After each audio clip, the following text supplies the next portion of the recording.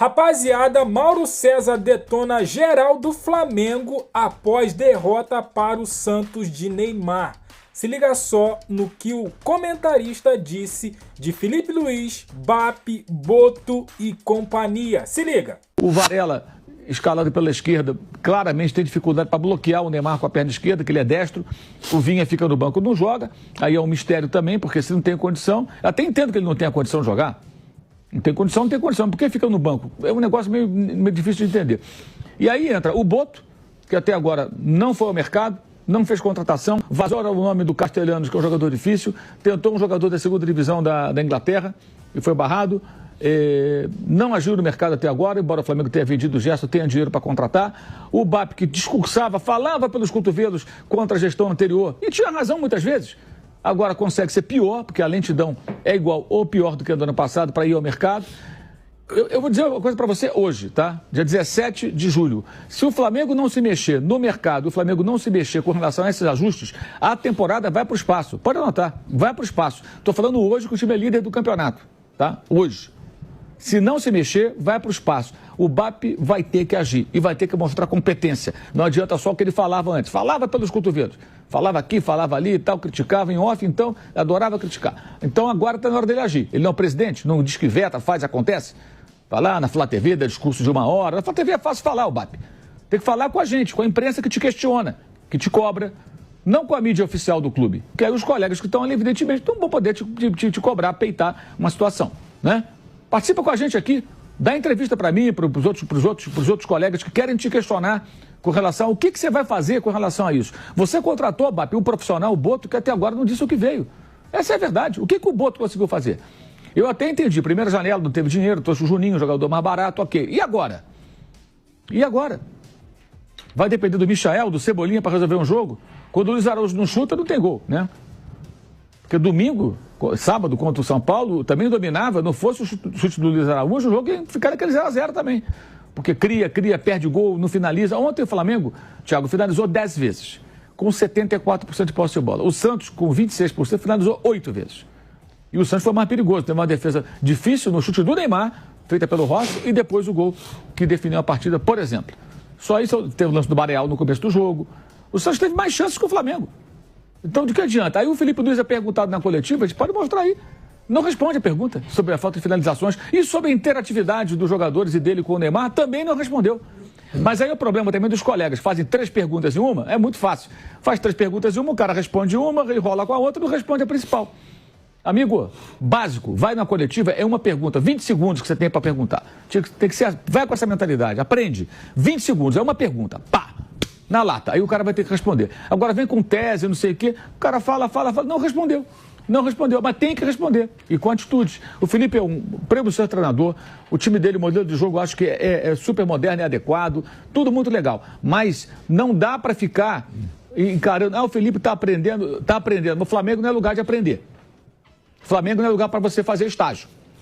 Não acho que ele seja um estagiário, ele é um profissional, mas ele tem que ser mais rápido no processo de aprendizagem. Ele vai ter que ser mais ágil.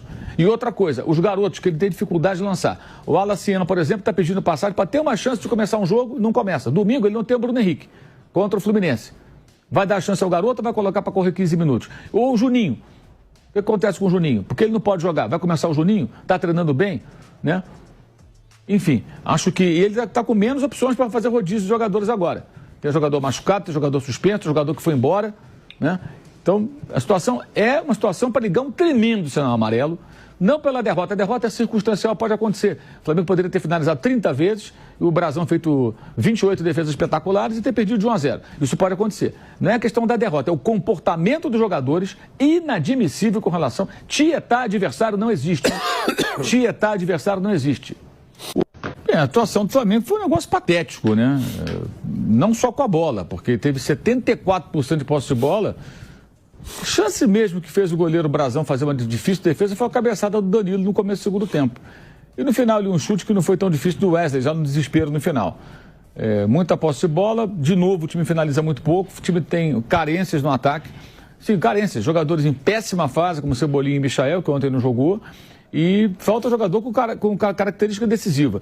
A história do Pedro é patético falar do Pedro. O último jogo do Pedro foi contra o Los Angeles.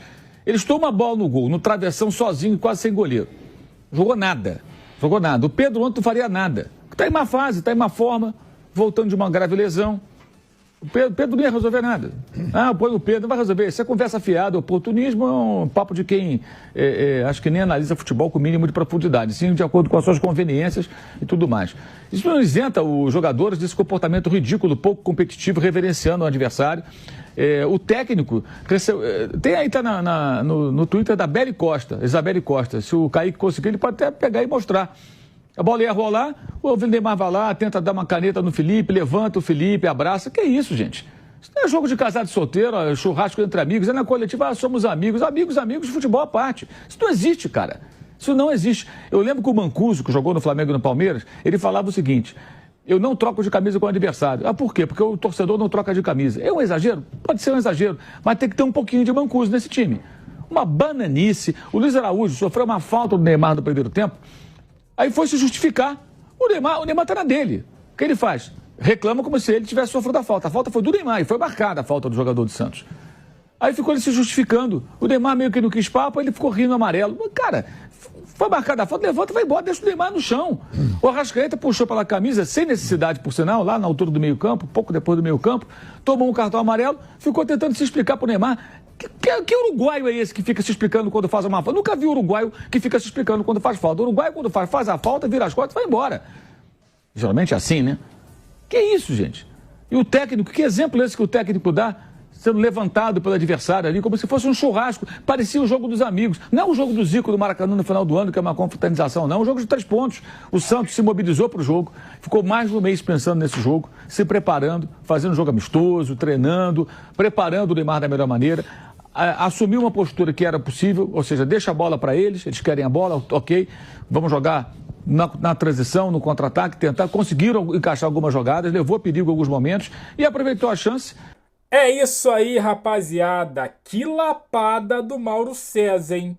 Mais uma vez sendo cirúrgico nos seus comentários, tecendo paulada em todos ali do Flamengo, hein? E aí? O que você acha disso tudo que o Mauro César Pereira disse aí de Felipe Luiz, de Bappi, de Boto, de Pedro? Muita gente, né, reclamando aí que Pedro poderia estar nessa partida. Em relação ao Pedro, eu concordo com ele, cara.